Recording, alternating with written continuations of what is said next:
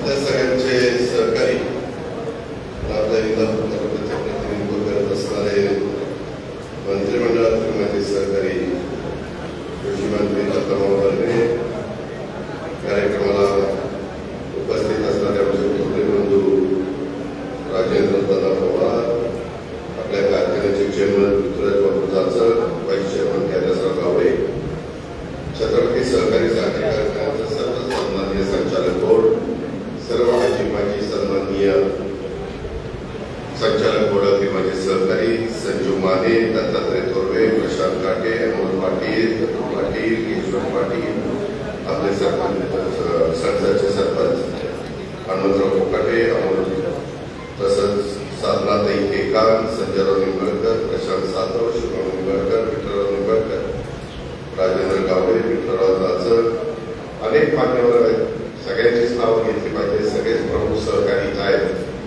परंतु उपस्थित असणारे सर्व माझे इंदापूर, बारामती या सगळ्या परिसरामध्ये काम करणारे मान्यवर सहकारी नेते मंडळी, सर्व माझे ऊस उत्पादक शेतकरी, सभासद बांधव, सर्व अधिकारी, कर्मचारी, आमचे पत्रकार मित्र, बंधू भगिनी, विशेषतः आज आपण सर्वांच्या साक्षीनं एक चांगला कार्यक्रम घेतला. त्याच्यामध्ये ज्यांनी आपल्याला मार्गदर्शन केलं ते उपस्थित असणारे आमचे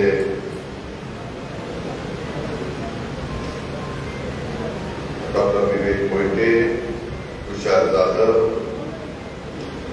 तसंच दीपक गरगडे, डॉक्टर दत्तात्रय थोरवे, राजेंद्र गोयटे, विवेक गोयटे, संजय कासोळे, कृषी विभागाचा पण बरेच अधिकारी वर्ग इथे उपस्थित आहे. कृषी विभागाचे उपस्थित असणारे सर्व अधिकारी आणि ज्यांनी इथल्या कृषी प्रदर्शनाच्या करता ऊस आणलेला आहे ते आमचे सत्वशील सुभाष थोरात बेलवाडीचे, त्यांनी 265 ही व्हरायटी आणली. अक्षय शाहजीराव मसाले बेलवाडीचे, त्यांनी 265 व्हरायटी इथं आपल्याला प्रदर्शनात ठेवायला शेतकरी मेळाव्याच्या करता कृषी प्रदर्शनात आणली. माझे अंकुश रामचंद्र कदम हिंडेवाडीचे, त्यांनी 10,001 या व्हरायटीचा ऊस आणला. आमचे किसन मारुती गोळवे हनुमान निंबोडीचे, त्यांनी 8632 आणला. गोपीचंद कृष्णा शिंदे यांनी त्यामध्ये अंदुरण्याचे 13,007 या व्हरायटीचा ऊस आणला आहे. यतीन बापूराव फुले यांनी आमच्या 15,012 या काटेवाडीचा तो ऊस आणला आहे. मनोज शामराव काटे यांनी 265 कनेरेवरून आणला आहे. आणि जयश्रीताई दादासाहेब सोलनकर यांनी कनेरेवरून 15,006 आणला आहे. आणि आमचे कृत्रिम बुद्धिमत्ता याचा उल्लेख माझ्या आधीच्या सर्वच मान्यवरांनी केला, ज्याला आपण शॉर्टमध्ये एआय तंत्रज्ञान म्हणतो, आर्टिफिशियल इंटेलिजन्स. त्याच्यामध्ये संग्राम सिंह मुरलीधर तावरे माळेगावचे, त्यांचा 8632 हा ऊस इथं आणलेला आहे. सांगायचं तात्पर्य की नेहमी असं सांगितलं जातं, अपस्पष्ट तर नेहमी सांगायचे की बघणं, डोळे आणि कानमध्ये 4 फुटाचं अंतर असलं तरी ऐकण्यापेक्षा स्वतः जाऊन बघितल्यानंतर लोकांचा विश्वास हा त्या गोष्टीवर जास्त बसतो. आणि त्याच्यामुळं माझ्या मग पृथ्वीराज बापू अनेकदा फोन करायचे, मला भेटले की सांगायचे की दादा, छत्रपती सहकारी साखर कारखान्याच्या वतीनं आमच्यावर 5 वर्षाच्या करता जनतेने सभासदांनी मोठ्या विश्वासाने जबाबदारी टाकलेली आहे आणि त्या निमित्तानं मला शेतकरी मेळावा घ्यायचा आहे. तुम्ही मामा, आमचे बंधू राजेंद्र पवार, त्यांनी सगळ्यांनी वेळ द्यावा आणि जे काही आपल्या परिसरामध्ये रिसर्च झालेला आहे, त्याला मराठीत आपण संशोधन म्हणतो, ते झालेलं आहे. ते आज 1000 शेतकऱ्यांच्या शेतावर केलेलं आहे. त्याबद्दल आपल्या शेतकऱ्यांना पण माहिती आपण दिली पाहिजे आणि त्याकरता आपण अशा प्रकारचं कृषी प्रदर्शन भरवलं पाहिजे. आणि म्हणून मी आजची तारीख दिली मी खरं तर छत्रपती सहकारी साखर कारखान्याच्या निवडणुकीच्या निमित्तानं पहिल्यांदाच माझ्या छत्रपती सहकारी साखर कारखान्याच्या परिसरामध्ये येतोय. त्यामुळं तुम्ही योग्य संचालक बोर्ड या निमित्तानं छत्रपती सहकारी साखर कारखान्याच्या पंचवार्षिक निवडणुकीच्या निमित्तानं निवडून दिलं, त्याबद्दल तमाम सभासदांचं मी मनापासून आभार मानतो, त्यांना मनापासून धन्यवाद देतो. आणि आमच्या कारखान्याचे चेअरमन पृथ्वीराज बापू, तसंच आपले व्हाईस चेअरमन कैलासराव आणि त्यांच्या सगळे जे काही सहकारी संचालक बोर्डातील त्यांना पण मी धन्यवाद देतो. त्यांचंही सगळ्यांचं मी मनापासून अभिनंदन करतो.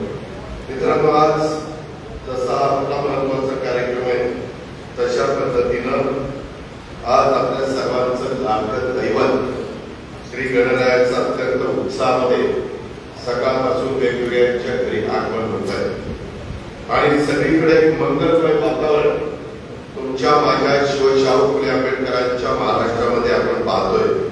आणि या निमित्तानं मी आपल्या सर्वांना तसंच महाराष्ट्रातल्या जनतेला गणेशोत्सवाच्या मनापासून शुभेच्छा देतो.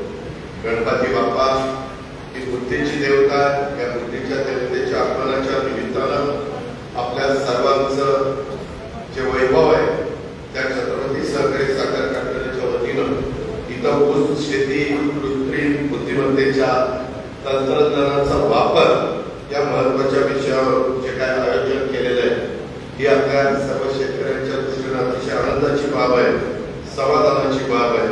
आणि त्याच्यामुळं मी चेअरमन, व्हाईस चेअरमन, त्यांच्या सगळ्या संचालक बोर्डाला देखील धन्यवाद देतो.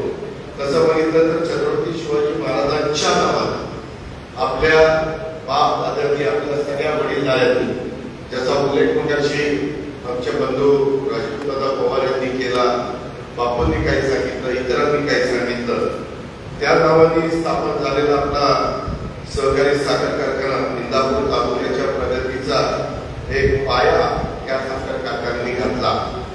सुरुवात कशी झाली त्या तुला जात नाही, कारण त्याबद्दल विस्तृत अशा पद्धतीनं फार बारीक सारीक आमच्या बंधूंनी सांगण्याचा प्रयत्न केलेला आहे. सांगण्यामागची भूमिका काय होती ती काय अजून कळली नाही, पण फार बारकाईनं त्यांनी ते सांगितलं.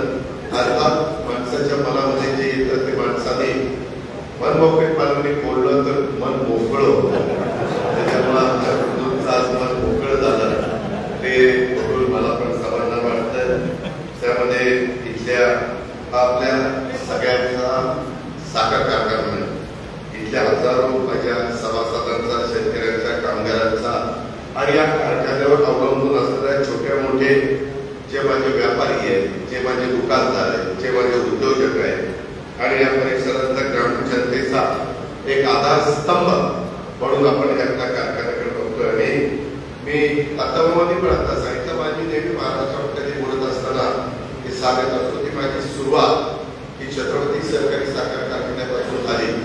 84 साली जून महिन्यामध्ये काउंटिंग चाललेलं होतं आणि गोलबसाहेबांच्या नेतृत्वाखाली पोपटराव निंबाळकर असतील, विठ्ठलराव असतील, आमचे बर्रेभाऊ असतील, आमचे शिंदे बापू असतील, त्याचबरोबर आमचे पंडितबाबा असतील, शिवाजीराव गोविंदराव पाटील असतील, खूप जणांची नावं त्याच्यामध्ये, मारुती आपले बाजार सपकाळ असतील, सोपानराव जामदार असतील, बऱ्याच जणांची नावं घेता येतील. नानासाहेब गावडे पण होते, आमचे चोपडे भाऊ पण त्याच्यामध्ये होते, आमचे दत्तू पाटील पण होते. आम्ही सगळेजण त्यावेळेस निवडून आलेलो होतो आणि एक चांगली सुरुवात करायची, चांगली परंपरा आहे ती पुढे टिकवायची. परंतु मित्रांनो, काम करत असताना चढ उतार येतात, काही अडचणीचे काम आपण बघितला आणि त्याच्यातून बाहेर पडलं पाहिजे, त्याच्यातनं पुन्हा गतवैभव प्राप्त झालं पाहिजे, हा दृष्टिकोन आपल्या सर्वांचा होता आणि त्याच्या निमित्तानं आपण पुढे गेलो. या कारखान्याचा मी फक्त सभासद नाही तर कारखान्याची एक भावनिक दृष्ट्या सोडलेला मी एक तुमच्यातलाच कार्यकर्ता आहे. माझ्या पहिली जी जबाबदारी सार्वजनिक पदावर मी घेतला तो याच कारखान्याच्या संचालक पदावरून घेतलेला होता आणि त्याच्यामुळे या कारखान्याबद्दल माझ्या मनात नेहमीच आपुलकी, जिव्हाळा, तळमळ ही राहिलेली आहे आणि त्याच्यातच माझा प्रयत्न चाललेला आहे. आम्ही तुम्हाला मामांनी, मी, आमच्या बापूंनी आम्ही सगळ्यांनी इलेक्शनच्या निमित्तानं सांगितलं की आम्ही असं करू, आम्ही तसं करू. काम मोठं कठीण आहे, जिकिरीच आहे, पण त्याचा उल्लेख बापूंनी केला की बाबा सगळे अधिकारी, कर्मचारी, सगळे सभासद, सगळे संचालक बोर्ड साथ देत आहेत आणि चांगलं कामाला सुरुवात झालेली आहे.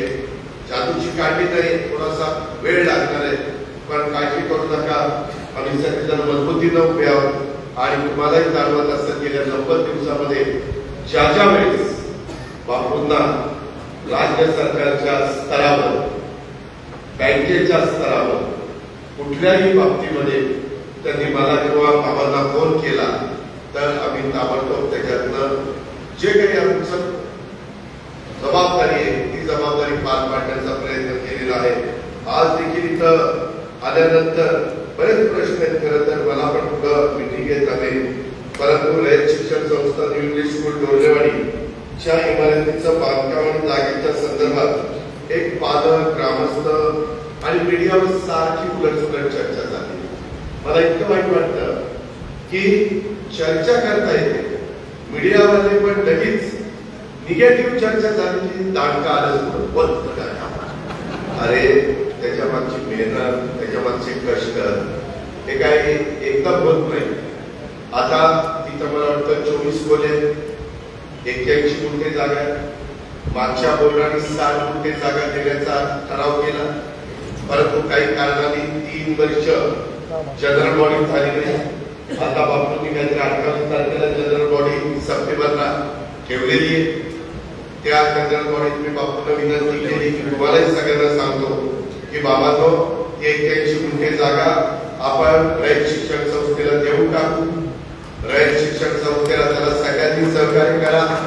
ती दिल्यानंतर त्यामध्ये आदरणीय पवार साहेब ज्यावेळेस डोर्लेवाडीला गेलेले होते त्यावेळेस त्यांनी सांगितलेलं होतं की ती वास्तू मी तुम्हाला बांधून देतो. आताच मी बापूंनी मला आठवण केलं, मी बापूंना विचारलं आणि ते म्हणले की रयतशी बोलावं लागेल. मी ताबडतोब इथं बसल्या 3-4 फोन तुमचे संबंधित लावले.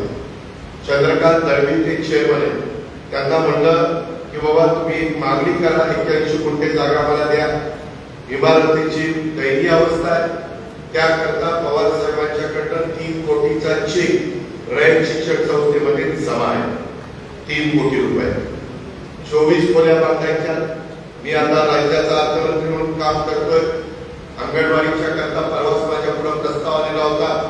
जिल्हा परिषदेमध्ये निधीला मी आता राज्यात फिरत असताना आढावा घेत असतो, त्यावेळेस त्यांनी सांगितलं 15 लाख रुपयाला एक अंगणवाडीची खोली व्यवस्थितपणे होती. म्हणजे एका खोलीला 15 लाख लागतात. 24 खोलीला 15 चौक 60 म्हणजे 3 कोटी 60 लाख रुपये लागतील. 3 कोटी साहेबांनी दिले, त्यांनी कबूल केल्याप्रमाणे रयतला जमा आहे. रयत 1 कोटी रुपये घालून आणि 4 कोटी रुपयाची वास्तू त्या ठिकाणी बांधकाम 1 लाख रुपये ठराव करा. बापू जागा त्यांना द्या. पुन्हा गावकऱ्यांनी नवीन प्रश्न निर्माण करू नका. रयत शिक्षण संस्था ही कर्मवीरांनी बहुजन समाजाच्या मुलांना मुलींना शिक्षणाच्या करता काढली. गोरगरिबांची मुलं त्यांची शिक्षणाची कवाड त्या रयत शिक्षण संस्थेमुळं आज कितीतरी पिढ्या शिकलेल्या आहेत आणि म्हणून कंबा शिका आणि बऱ्याच काही गोष्टी त्यांनी केल्या. अशा पद्धतीनं बापू तुम्ही हा विषय तडीस न्या. त्याच्यामध्ये मला जे काही तुम्ही सांगितलेलं होतं की बोला, मी याच्याबद्दल क्लिअर केलेलं आहे. त्याबद्दल आता काही काळजी करण्याचं कारण नाही. खाली 12 खोल्या, वर खोल्या. आपण कोणाला फोन केला की तुम्ही त्याला विचारलं 24 पाहिजे.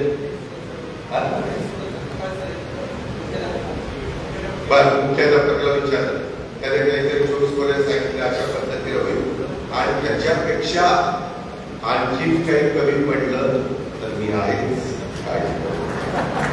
हे झालं आपल्या डोर्लेवाडीचं, आपल्या शाळेचं. आता बापूंचं सारखं चाललंय. तुम्ही सांगितलं होतं मी पैसे देतो, बाबांनी सांगितलं होतं पैसे देतो. छत्रपती सहकारी साखर कारखान्याच्या परिसरातले रस्ते हे फार खराब झालेले. बापू एस्टिमेट किती झालं मी आता अमोल पवारांना फोन लावलेला होता. त्यांच्याकडे इंजिनिअरिंगचं कुठं तरी आहे, ते म्हणजे तिथं उभा आहे सभेला. तर त्याच्यामध्ये मामांनी पण मला आग्रह केला. शेवटी या जनतेने आम्ही जे सांगितलं ते ऐकले, कारखान्यात पण ऐकले, विधानसभेत पण ऐकले आणि त्यामुळं मी 10 कोटी रुपये आता तातडीनं तुम्हाला देतो. हे 10 कोटी ते संपल्यानंतर पुढचं मी जे काही प्रमुख केलेलं ते शब्दाचा फटका आहे, मी काही शब्द फिरवणार नाही. त्याच्यामुळं टप्प्याटप्प्याने पुढचे पण पैसे मी देईन. मी साधारण 10 कोटी समजा मार्च एंडपर्यंत झाले तर नवीन वर्ष सुरू झाले की पुन्हा 10-15 कोटी रुपये देतो. 25 कोटी रुपये सगळं काम होईल रस्त्याचं. हे आता कुठं कुणाला पाईपलाईन टाकायची असेल, खोदायचं असेल, काय खोदायचं ते आताच डांबरी रस्ता झाल्यानंतर कोणी खोदलं तर त्यांना 20,000 रुपयाचा तरी दंड करील. त्याच्यावर सर्व्हिस करता पाईप टाकायला लागतं, त्याबद्दल बोलत नाही. पाण्याचं पाणी जाण्याच्या करता पाईप टाकायला लागतं, तिथं पाणी साठतं ते पाणी काढायला लागतं. ते नीटपणे बघा. मी सगळेजण अनेक वर्ष या क्षेत्रामध्ये काम करताय, आपण सगळेच करतो. या प्रकारे ते पण काम आपण मार्गी लावूया. बाबा तुम्ही सांगितल्याप्रमाणे त्या प्रकारे झालेलं.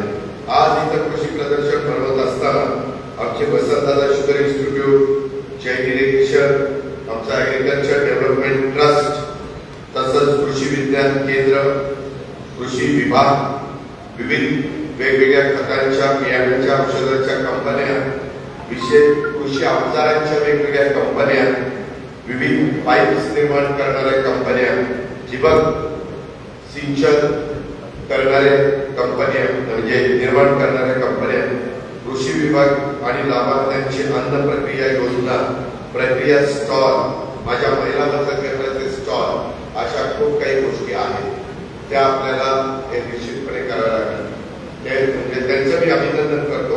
त्याचा फायदा घ्या.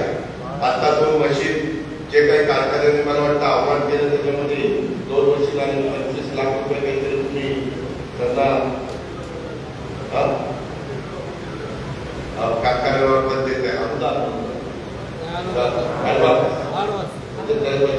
ऍडव्हान्स म्हणून देत आहेत.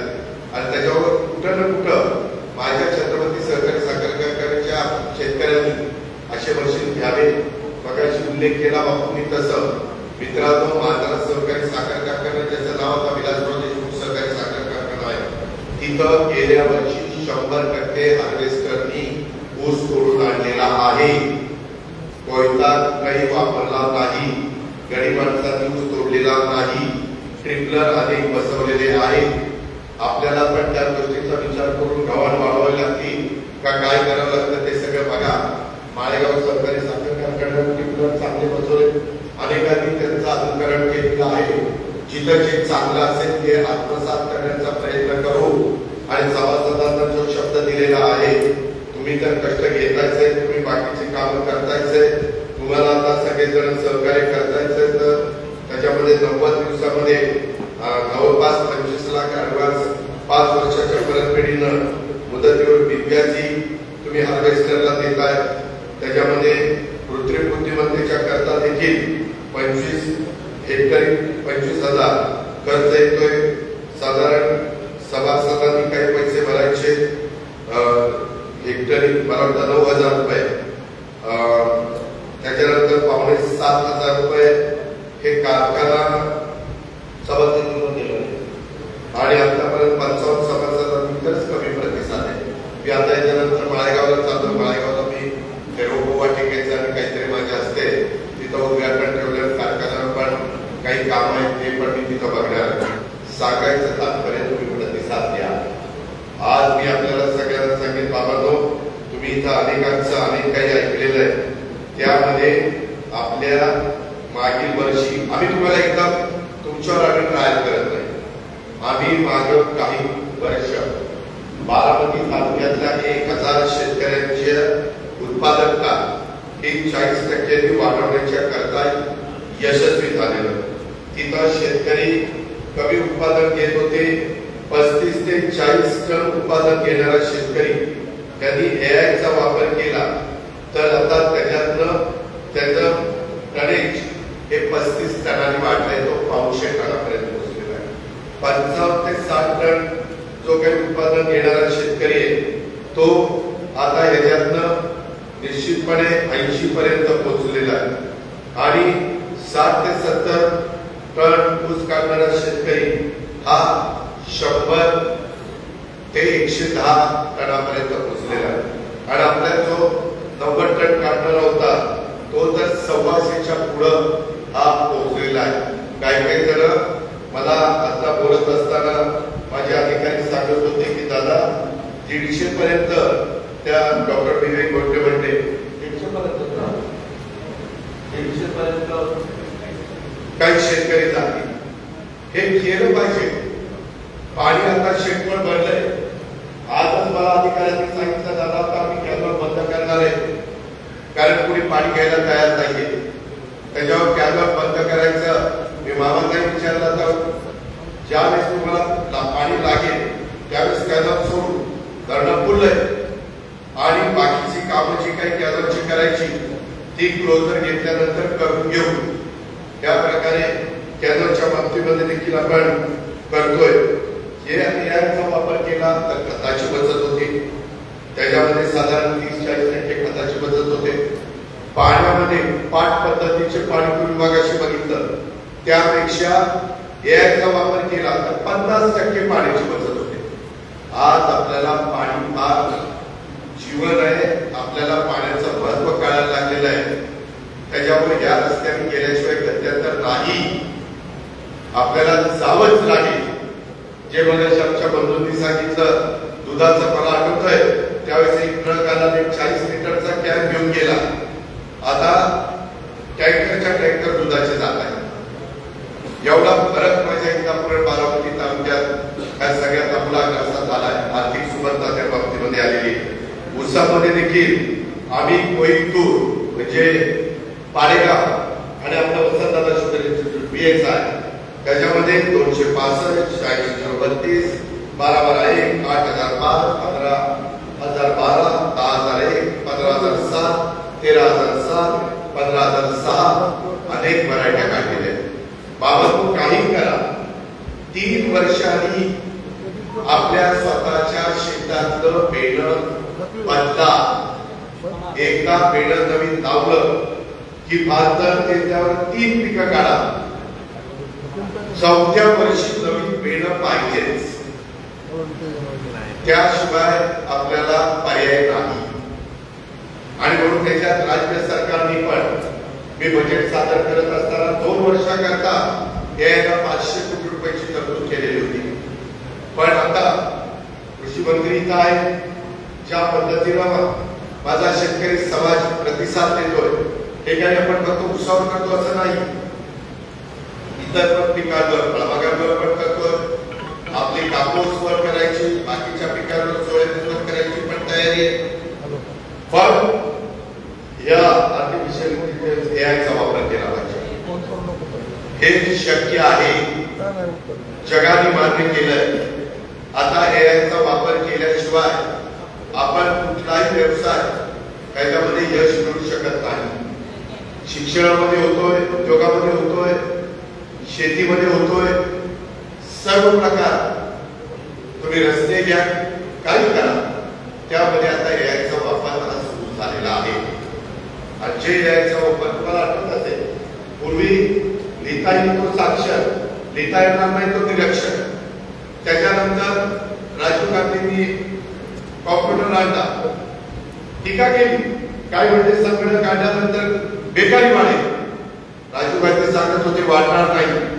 त्यावेळेस नंतर आम्ही राजकारणात आलो तेव्हा संगणक ज्याला चालवता येतो तो साक्षर आणि ज्याला चालवता येत नाही तो निरक्षर. आता AIचा वापर जो करेल तो साक्षर करेल. आपण तशा पद्धतीने उपमान आणि तो करणार नाही तो मागे आहे. मी निरक्षर म्हणणार नाही पण तो मागे आहे. आपल्या आपण पंजोबा आजोबा आपले पंजोबा यांनी शेती केली तो काळ वेगळा होता. आताचा काळ वेगळा आहे. अनेक प्रकार म्हणजे तुम्ही माझ्या गैरअर्थ काढू नये परंतु काही तज्ञ मला सांगतात की दादा तुम्ही तणनाशक वापरताय ते चुकीचं आहे. त्याच्यावरचा तो बाबूला बरोबर ना तो अडचणीत येतोय. तुम्ही ज्यावेळेस इतर येऊन देत नाही त्यावेळेस आणखी बरंच काही तिथं येऊन न देण्याच्या करता तिथं जो काही फवारा मारला जातो त्याच्यातनं आपल्या काळ्याचं आपण नुकसान करतो. त्याच्यामुळे याही गोष्टीचा विचार करा. मी पण तणनाशक वापरायचो, मी पण आता बंद केलेलं आहे. मी आता बापूंना सांगितलं मी झाल्यानंतर माझ्या आईला भेटायला जाणार आहे, तिथून राहतात पण चक्कर मारणार आहे. मी 70 एकराचा एआयचा वापर करतो. मी ज्यावेळेस तुम्हाला सांगतो दत्ता बाबा तुलाही करावं लागेल, तू कृषी मंत्री आहे, तुझ्याकडे तर केळी पण आहे, डाळी पण आहे, द्राक्ष पण आहे, ऊस पण आहे, सगळं काही आहे. त्याच्यामुळं आपल्याला पण ते करावं लागेल. लोक म्हणते तुमच्या राहतात आहे का, उद्याच्याला कोण सांगायला लागलं त्यांनी केलंय, कोयटे असतील किंवा बाकीच्या सगळे जाधव असतील त्यांनी केलंय म्हणून त्यांनी सांगितलं. तशा पद्धतीनं सांगणाऱ्यांनी स्वतःपासून सुरुवात केली तर लोक म्हणतील त्याला हे केलंय म्हणून तो सांगतो. अशा प्रकारे आपण सगळ्यांनी त्याच्यामध्ये सहभागी व्हा अशी माझी तुम्हाला सगळ्यांना आग्रहाची, नम्रतेची, कळकळीची विनंती राहणार आहे. माझ्याशी मी बोलता राहिलं. याचा 2 वर्षाच्या करता अर्थसंकल्पात 500 कोटी रुपये दिले होते. बाबा मी उद्याच्या नागपूरचं 8 डिसेंबरला अधिवेशन आहे, त्याच्यामध्ये हे 2 वर्षाचे पैसे मी एकाच वर्षात तुम्हाला 500 कोटी रुपये देतो, म्हणजे शेतकऱ्यांना पण तिथं मदत होईल. मागाशी तुम्ही ठिबकचं बोलला, शिवराज चव्हाण साहेबांची परवा त्यांची आढावा बैठक झाली, केंद्रीय कृषी मंत्री, सगळे देशातले कृषी मंत्री विसीवर मला वाटतं हजर होते. आणि त्याच्यात आपल्या राज्य सरकारचा तो हिस्सा एक वशिला राहिला असेल तर मामावाला सांगा घ्यायला तयार आहे. आता त्यांचा राहिला तो पण आता त्यांना मिळेल आणि त्या प्रकारे शेतकऱ्याला तो पोहोचेल. शेतकरी मित्रांनो, शेवटी राज्य आहे चांगल्यापासून बात्यापर्यंत. आम्ही जरी शासनाची तिजोरी आमच्या ताब्यात असेल तरी अनेक वेगवेगळ्या प्रकारचे प्रश्न असतात, जाईल तिथं नवीन प्रश्न असतात. आज पण अनेक दिवस होती, पुणे जिल्हा मध्यवर्ती सहकारी बँकेत परीक्षा दिली, मुलींनी जावयाने आणखी पुढे त्याला पास करा आमच्या हातात नाही, त्याला पास व्हायचं.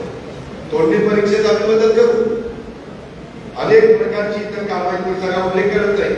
मी ते सगळं बघत होतो, कुठले रस्ते बंद केले, कुठं पादरचे रस्ते पाहिजे त्याला योग्य पैसे दिलेले, त्याप्रमाणे मी कलेक्टरला काही सूचना द्यायच्या त्या देतो. जी सार्वजनिक काम आहे 3 टप्प्याटप्प्याने करण्याची आम्ही नियोजन केलेलं आहे, तसं आमचं काम चालू आहे. त्यामुळे तुम्ही अजिबात काळजी करू नका अशी माझी आपल्याला विनंती आहे. काही वेगवेगळी निवेदन कारखान्याच्या संदर्भात पण दिली, त्यावेळेस मी बापूंनी बोललोय एकमेकाशी आणि बोर्डाला विश्वासात घ्या आणि त्याच्यातनं मार्ग काढा असं मी त्यांना सांगितलेलं आहे. ते त्या प्रकारे करतील अशी माझी आपल्याला सूचना आहे.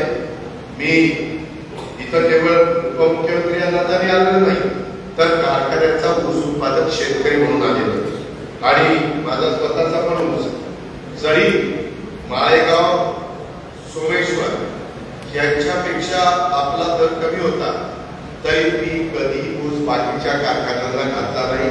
इतर सुखदेव देवकर बसलाय त्याला विचारा किंवा इतर कुणालाही विचारा, बाकीच्या इकडे तिकडे घालते, ठीक आहे, तो त्याचा अधिकार आहे शेतकऱ्याचा. पण आम्ही ज्यावेळेस सांगतो त्यावेळेस आम्हीच ते केलं तर चुकीचं ठरेल आणि त्याच्या आता आपल्याला टनेज वाढवावं लागेल. या सगळ्या गोष्टी त्या बाबतीमध्ये कराव्या लागतील. इतके दिवस माझ्याकडे माळेगावचा सभासद नव्हतो पण त्यांच्या पोटणीमत होतो. 21 मध्ये पुढे निवडून आम्ही चेअरमन होतो. चला आपलं काम झालं. दत्ता बाबांनी, बापूंनी, त्याच्यामध्ये प्रसादनी, त्याच्यामध्ये काही जण आहेत नाही मी त्यांची नावं घेत नाही, बाळासाहेबांनी, अविनाशनी मला काहीतरी चेअरमन म्हणून दिलं नाही. त्याच्यामुळं म्हटलं की तिला नाव सोडलं आपण माळेगावचं चेअरमन आणि माळेगावचा मी मागच्या मीटिंगला सभासद पडला. तिथं 1 एकर जमीन घेतली, 1 एकर जमीन असली तरी सभासद होता येत त्याच्यावर आपला अर्धा एकर. आता तो मात्र तिथं जाणार आहे, नाहीतर मला इकडं सुद्धा सोडून तिकडं कसं काय त्या कार्यक्षेत्रात नाही म्हणून तिकडं काढला नाही बाबा, अजिबात खूप लक्ष ठेवू.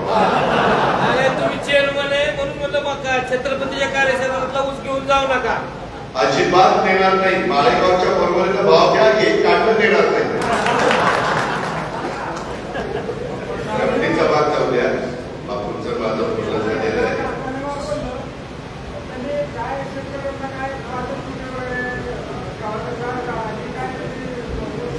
काय होतं, माझी लीक तुटती आणि काय होतं, टीव्हीला तेवढंच दाखवतात अजित पवारांच्या सभेत जरा बसा, वाटल्यास गाडीत बसा, दाताला मोडत घेऊन जातो.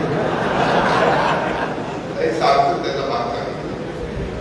तर एकंदरीतच आज एक चांगला दिवस आहे. बुद्धीची देवतेच्या आगमनाच्या दिवशीच आपण AI सारख्या नव्या तंत्रज्ञानाची माहिती आपण सगळेजण घेतोय. आपल्या शेतीला आधुनिक आणि किफायतशीर करण्याचा हे बाब अत्यंत उपयुक्त आपल्या सगळ्यांच्या दृष्टीने ठरणार आहे. ह्या बुद्धिमत्त कृत्रिम हे तंत्रज्ञान वापरून आपण जर आपली शेती केली तर आपल्या शेतीसाठी तो गेम चेंजर आहे. लक्षात ठेवा. नवीन माझ्या शेतकरी बांधवांचं पण वडीलधाऱ्यांचं पण आणि त्याच्यावर AI म्हणजे संगणक प्रणाली माणसासारखा सरासर विचार करून निर्णय घेते. मगाशी तुम्हाला प्रेझेंटेशन मध्ये फोटो जे दाखवले महाराष्ट्राचे की कुठं काय आहे, कुठल्या जमिनीमध्ये कुठला रोग येण्याची शक्यता आहे, हे सगळं त्याच्यात कळतं. बाबा तो पाणी कधी द्यायला पाहिजे, कधी नाही द्यायला पाहिजे, कधी द्यायला पाहिजे, एवढं तंत्रज्ञान. आम्ही पण आता राज्याचा दर आठवड्याला काल कॅबिनेट झाली, मुख्यमंत्री उपमुख्यमंत्री आम्ही सगळे होतो आणि त्याच्यामध्ये आम्हाला सांगितलं जातं आठवडाभर पावसाची काय परिस्थिती. मग कुठं रेड अलर्ट आहे, कुठं ऑरेंज अलर्ट आहे, कुठं त्या ठिकाणी येलो अलर्ट आहे आणि कुठं ग्रीन अलर्ट आहे, हे कळतं. तशा पद्धतीने पाऊस पडतो. आता काल माझी कॅबिनेट झाल्यानंतर मी विमानाने इकडे यायचं होतं, बारामतीला उतरलो. पण विमान टेक ऑफ घेताना इथं पाऊस नव्हता विमानतळावर आणि पुढं पास केलं की तिथं पाऊस पडायला लागला. ते तिथं रडारवर दिसलं. पायलट म्हणल्यावर पाऊस पडायला सुरुवात झाली. म्हणलं बघ त्याच्यात उतरताना तर बघ, नाहीतर मग पुण्याला उतरू आणि मग येताना बाहेर येतो. पण त्यानं उतरवलं. नंतर नेमकं नशीब आपलं चांगलं, तिथलं थोडंसे वातावरण बरं झालं. खालची धावपट्टी दिसली. आता तिथं पण नाईट लाईटिंगची व्यवस्था करतो, म्हणजे कधी कुणालाही रात्री अपरात्री दिवसा पाहिजे तेव्हा टेक ऑफ घेता येईल, पाहिजे तेव्हा लँडिंग करता येईल. अशा पद्धतीने या नवीन तंत्रज्ञानाचा आपण वापर करतोय. महाराष्ट्रातल्या लाखो शेतकऱ्यांचा जगण्याचा ऊस हे नगदी पीक हे एक आधार आहे आणि त्याच्यामुळं काही वर्षामध्ये आपल्याला शेतकऱ्यांना साखर उद्योगाला अनेक अडचणींना सामोरं जावं लागणार. ते त्यावेळेस ताण लागल्यानंतर पीक खात्यापेक्षा ते लक्षामध्ये घेऊन आधीच आपण तयारी केली पाहिजे. आणि म्हणून आपण जमिनीची घडणारी जी सुपीकता आहे किंवा खत आणि औषधाचा वाढता खर्च जो होत चाललेला आहे, पाण्याची कमतरता ही आपल्याला भासत चाललेली आहे, हवामानाच्या बदलामुळं उत्पादनामध्ये घट झालेली आहे. मे महिन्यात त्यावेळेस 100 वर्षांनी कधी पाऊस पडला नाही. जुना रेकॉर्ड काढून आम्ही बघितलं, पहिल्यांदा मे महिन्यात इतका पाऊस पडला. त्या बारामतीची सरासरी 14 इंच आहे. मे महिन्यात 14 इंच पाऊस पडला, वर्षाची सरासरी. ही अवस्था आहे. आणि त्याच्यामुळे सर्वात महत्वाचं म्हणजे ज्याचा उल्लेख मला वाटतं राजदादांनी केला, ऊसाचा कमी झालेला साखर उतरा, या सगळ्यांमुळे शेतकऱ्यांच्या उत्पादन खर्च माझा दिवसेंदिवस वाढतो चाललेला आहे. तो रिकव्हरी पण वाढली पाहिजे. हे यायचा तंत्रज्ञानाचा वापर केला तर रिकव्हरी वाढते. तुम्हाला आजचा न्यूज तुम्ही 15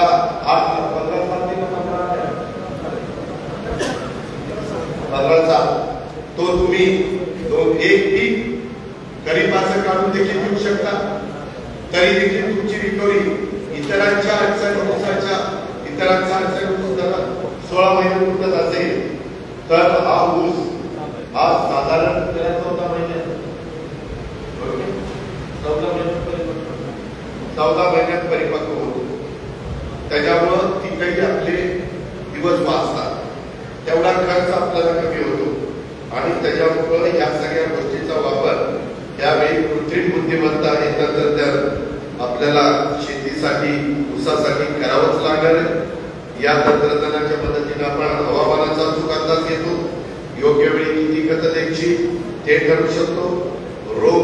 किडीवर नियंत्रण करू शकतो. तुम्हाला आठवत असेल, आता विठ्ठलराव बाकीचे सगळे मान्यवर बसले त्यांना माहिती असेल, आपल्याकडे एक रोग आला, पाऊस आला, त्यावेळेस आपण फवारणी करत होतो विमानाने त्यावेळेस, आणि ते रोग कमी करण्याचा प्रयत्न केला. आता तसं नाहीये. जिथं तुमच्या 5 एकर प्लॉट किंवा 2 एकर प्लॉट मध्ये एखाद्या कोपऱ्यात 2-3 गुंठ्यात रोग आला तर तेवढंच तुम्हाला औषध मारायचं, बाकीचं औषध मारून खर्च करायचा नाही, अशी ही बचत आहे. किंवा काही ठिकाणी पाण्याच्या संदर्भात इतर गोष्टीमध्ये देखील त्या रोग किडीवर नियंत्रण आपण करू शकतो आणि ठिबक सिंचनाचा सर्वोत्तम वापर आपण करू शकतो. एआयचा तंत्रज्ञानाचा वापर तुम्ही ठिबक करणार असाल तरच होऊ शकतो. त्याच्यावर पहिल्यांदा तुम्हाला ठिबक करावं लागणार आहे आणि जगभरातल्या अनेक देशामध्ये हे प्रयोग यशस्वी झाले. नेदरलँड, जिथं आम्ही आमची ऍग्रिकल्चर डेव्हलपमेंट ट्रस्टची ऍग्रिकल्चर कॉलेजची मुलं पाठवत असतो, मुली पाठवत असतो, तिथं ग्रीन हाऊस शेतीतलं उत्पादन एआयमुळे तिप्पट झालं. मित्रांनो, आपण स्वातंत्र्य मिळालं तेव्हा 35 कोटी होतं, आता झालोय 140 कोटी. आता जनगणना सुरू आहे, 7 आहे. एकदा कोण किती किती आहेत ते कळणार आणि त्यामुळं आहे ती जमीन कमी होत चालली. विमानतळाला होते, रस्त्याला होते, आता पालखी मार्ग केला, किती जमीन गेली. त्याच्यामध्ये धरणं होत आहे, जमीन जाते. आम्ही नवीन वसाहती निर्माण करतोय, जमीन जाते. एमआयडीसी आणतोय, जमीन जाते. नागरीकरण होतंय, बारामती बघा ना, काजूवाडीला पिकायचं. आता तुम्ही स्वतः इथं प्रकाशराव बसले, चळोचीला किती पिकायचं, माझ्यात वंजारवाडीला, माझ्या चौदरवाडीला, नॉन म्युनिसिपल एरिया. आता हे सगळं नागरीकरण झालं, करावंच लागेल. लोकसंख्या वाढली, गावातलं लोक आता बाहेर यायला लागली. हे बारामतीचं उदाहरण सगळीकडे झालंय. त्याच्यामुळं आहे त्या जमिनीमध्ये जास्तीचं उत्पन्न काढल्याशिवाय तुम्ही आपल्या भारताला भाजीपाला, फळं, धान्य जे काही त्यांना लागतं ते देऊ शकत नाही. म्हणून हे सगळं आपण करतोय. आता राजूदादांनी सांगितलं तसं आपले मामा, तुम्हाला तुमची कृषी विद्यापीठाच्या पण मागं लागावं लागेल. त्यांना या सगळ्या गोष्टी सांगाव्या लागतील. पैसे कमी पडले तर मला सांगा, या गोष्टीला मी पैसे काटकसर देईल, ते आमची जबाबदारी आहे. त्या पद्धतीने आपण सगळेजण त्या ठिकाणी करू. आणि पूर्वी आपला गळीत हंगाम हा साधारण 130 ते 150 दिवसांचा असायचा बापू, आता तो आला 90 ते 100 दिवसात. सगळ्यांनी असे घास वाढवलेले, कुणाचा 20,000 टनी, 25,000 टनी, 15,000 टनी, 10,000 टनी, प्रचंड. त्याला उत्तर पाहिजे, त्याला दुसरं काय गवत घालून तर चालणार नाही, किंवा बाजरीचं काठ घालून पण चालणार नाही. आणि म्हणून या सगळ्या, आणि आपल्याला इक्विपमेंट पण लागते, गाड्या फिरत आहेत, या सगळ्याच्या करता आता आपल्याला तुझा खर्च आहे त्या क्षेत्रात अधिकच टरेज, अधिकची रिकव्हरी, जास्त साखर देणारे अशा पद्धतीनं केल्याशिवाय वाढवता येणार नाही. या क्षेत्रात जास्तीत जास्त उत्पादन आपल्याला काढावं लागेल. त्याकरता आपल्या बारामती ऍग्रिकल्चर डेव्हलपमेंट ट्रस्टने मायक्रोसॉफ्ट आणि ऑक्सफर्ड या प्रसिद्ध संस्थांच्या सहकार्याने ऊसाची शेती एआय तंत्रज्ञानाचा यशस्वी प्रयोग केलेला आहे आणि त्यातून हे सिद्ध झाले. म्हणून आम्ही इथं तुम्हाला सांगायला आलेलो आहे. पारंपरिक ऊस शेतीपेक्षा एआयच्या वापरानं 1.5 ते 2 पट उत्पन्न जास्त येतं आणि प्रचंड ऊसाच्या त्याच्यामध्ये उत्पन्न वाढतं. पाण्यामध्ये बचत, निविष्ठामध्ये बचत, फवारणी आणि मजुरीचा खर्च याच्यामध्ये बचत. आणि त्याच्यामुळं मी आज गणेशोत्सवाच्या आगमनाच्या निमित्तानं महाराष्ट्रातल्या तमाम सगळ्या साखर कारखान्यांना, साखर संघाला, नॅशनल फेडरेशनला, कृषी विभागाला आवाहन करतो की आपण सर्वांनी मिळून हे तंत्रज्ञान शेतकऱ्यांच्या पर्यंत पोहोचवलं पाहिजे. कारखान्याचे शेती विभाग आता केड डेव्हलपमेंट डेव्हलपमेंट ऑफिसर आहे आपल्या सीडीओ केट डेव्हलपमेंट माझी सीडीओ बसले ऍग्रिकल्चर ऑफिसर केट डेव्हलपमेंट ऑफिसर त्या सगळ्या यंत्रणेनं त्यांनी पण बारकाईने अभ्यास करा. वाटल्यास कृषी विज्ञान केंद्रावर जावा, तिथं जरा वेळ द्या, तिथं काय केलंय, अजून काय आपल्याला शिकता येईल, पुढे आईच्या पोटात शिकून येत नाही, आणि ते सगळं बघा आणि सर्वांनी मिळून हे तंत्रज्ञान माझ्या प्रत्येक शेतकऱ्याच्या शेतापर्यंत बांधापर्यंत पोहोचवण्याच्या करता आमचं वसंतदादा शुगर इन्स्टिट्यूट, आमचं कृषी विज्ञान केंद्र, आमचा शेती विभाग, आपला ऍग्रिकल्चर डिपार्टमेंट या सगळ्यांनी त्याबद्दलचं काम केलं पाहिजे. ठिबक सिंचन हे आता तंत्रज्ञानाचा कणा आहे.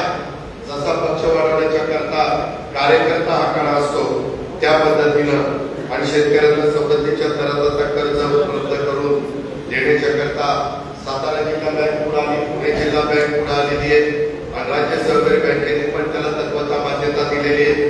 कारखान्याचे ऊस उत्पादक शेतकरी बँकांसोबत हा दुवा बनण्याचं काम आपल्याला या ठिकाणी करायचंय आणि हे तंत्रज्ञान जर शेतकऱ्यांच्या उज्ज्वल भविष्याच्या करता ही हमी आहे आणि या तंत्रज्ञानामुळे आपण शेतीमध्ये अधिक उत्पन्न घेणार आहोत, खर्चात बचत करणार आहोत आणि हवामानामध्ये जरी याला कदाचित बदल झाला तरी त्याला तोंड देण्याची ताकद त्या AI या तंत्रज्ञानामध्ये आहे. आता हे तंत्रज्ञान करताना भागाभागामध्ये होणार आहे. जे काही चोराचोरी करायची भानगड केली ना कुणी, मग त्याला सोडणार नाही, त्याला बरोबरच लागेल, कारण तेही महत्वाचं आहे. मी अनेकदा बघितलंय, मी झाडं लावायचो की झाडं सोडून द्यायची, पुन्हा लावायचो पुन्हा सोडायचे नारळाची झाडं, पण नंतर सोडणाऱ्यालाच लाच वाटली म्हणले तर सारखीच लावतो त्याने बंद केलं. तसं वेडावाकडा प्रकार डोक्यामध्ये आणू नका. त्याच्या संदर्भामध्ये याच्यामध्ये कॅमेरे असतात आणि ते दुसरीकडे स्क्रीन मध्ये आम्हाला दिसत असतो कोण जवळ आले चिटकायला. हा तसलं काही करू नका. हे सारखं सारखं संसद गावात मेन चौकात फ्लायओव्हर आम्ही बऱ्याचदा सगळ्या गोष्टी सांगितल्या. त्याच्यामध्ये गडकरी साहेबांच्याकडे त्यांनी ते टेक्निकल सगळं तपासलंय. हे ज्यावेळेस सर्वे होत असतो त्याच वेळेस करायला पाहिजे होतं. आता आम्ही प्रयत्न करू, मामा करतील मी करेन, परंतु ते कितपत यशी आणि माझ्या चिन्ह पाठवू नका.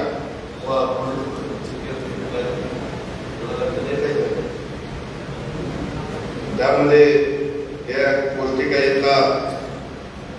माती परीक्षण पण त्याच्यामध्ये महत्वाचं आहे, पाण्याचं स्मार्ट व्यवस्थापन पण त्याच्यामध्ये महत्वाचं आहे आणि या पुढच्या पाऊल टाकायचं म्हणून आपण सर्वजण एकत्रितपणे या AI आधारित कृषी प्रयोगशाळा प्रशिक्षण केंद्र ही उभी केली तर त्याच्यात शेतकऱ्यांचा अधिक फायदा होणार आहे. मामा त्याही बद्दल कृषी विभागाला सूचना द्या आणि काय काय आपल्याला करावं लागेल त्याच्यामध्ये ते आपण करूया. त्या दृष्टीने आपल्याला विचार करायचा आहे. आपल्या शेतकऱ्याला मेहनत करण्याची त्याच्यामध्ये धमक आहे. आता त्याच्या मेहनतीला त्या कृत्रिम बुद्धिमत्तेची जोड देण्याची वेळ आलेली आहे. आजची शेती जर स्मार्ट शेती स्मार्ट झाली म्हणजे स्मार्ट सिटी जशी करतो तसं स्मार्ट शेती आपण करू शकतो तर शेतकऱ्यांचं उद्याचं जीवन हे नक्कीच समृद्ध होणार आहे. आपल्या छत्रपती सहकारी साखर कारखान्याचे चेअरमन पृथ्वीराज बापू, व्हाईस चेअरमन कैलास गावडे या आणि त्यांचं संचालक बोर्ड यांनी धडाक्याच्या कामाला सुरुवात केलेली आहे. अनेक चांगले निर्णय त्यांनी घेतलेले आहेत. कारखान्याचे जरा गडबडलेली विस्कटलेली घडी शिस्त ते पुन्हा लावतायत. त्यांचा या कामात आपण प्रत्येकाने त्यांना साथ दिली पाहिजे. या निमित्तानं आपल्या सर्वांच्या साक्षीने मी खात्री देतो की छत्रपती सहकारी साखर कारखान्याच्या सभासदांच्या भल्याकरता सर्व शक्ती दिशी आम्ही त्यांच्या पाठीशी मी दत्तमा भरणे हे उभे आहोत. कारखान्याची प्रत्येक अडचण सोडवण्याच्या करता आम्ही मदत करतोय. आता पण मी ताबडतोब तुम्हाला त्या डोलेवाडीचाही रस्त्याच्याही बद्दल सांगितलंय. आपल्याला ही वसाहत आहे ती वसाहत पण काढावी लागेल. आता रस्ते गेले परत वसाहत आली खाली, त्याच्यावर ते काढून त्याचा पुन्हा आपल्याला नवीन जरा क्लीन लेवल वगैरे करून सगळं काम करावं लागणार आहे आणि त्याच्याबद्दल पण काही पैसे कसे उभे करता येतील त्याचा एक कारण कालच रात्री मी पुरुषोत्तम दादाला घेऊन बसलो होतो सोमेश्वरच्या बाबतीत त्यांनाही कशा पद्धतीनं सूचना दिलेल्या आहेत. शेतकऱ्यांना 2 पैसे चांगला भाव देत असताना हे तर महत्वाचं काम आहेच, कामगारांना वेळच्या वेळेला पगार करणं हे महत्वाचं काम आहेच, त्यांना त्या ठिकाणी बोनस देणं महत्वाचं काम आहेच. परंतु हे सगळं होत असताना तिथल्या परिसराला पण डेव्हलपमेंटला पण मग CSR असेल, आमचं राज्य सरकार असेल, आमची जिल्हा परिषद असेल, आमची DPDC असेल, आमचा वेगवेगळे दानशूर व्यक्ती असतील, अशा पद्धतीनं आपण त्यांची मदत घेऊया. आपण सर्वांनी मिळून आपला वडीलधाऱ्यांनी उभा केलेला छत्रपती सहकारी साखर कारखाना पुन्हा एकदा राज्यात आणि देशात वरच्या क्रमांकावर नेऊया अशा प्रकारचं आव्हान मी आपल्या सगळ्यांना करतो आणि या ठिकाणी थांबतो. जय हिंद, जय महाराष्ट्र, जय सहकार.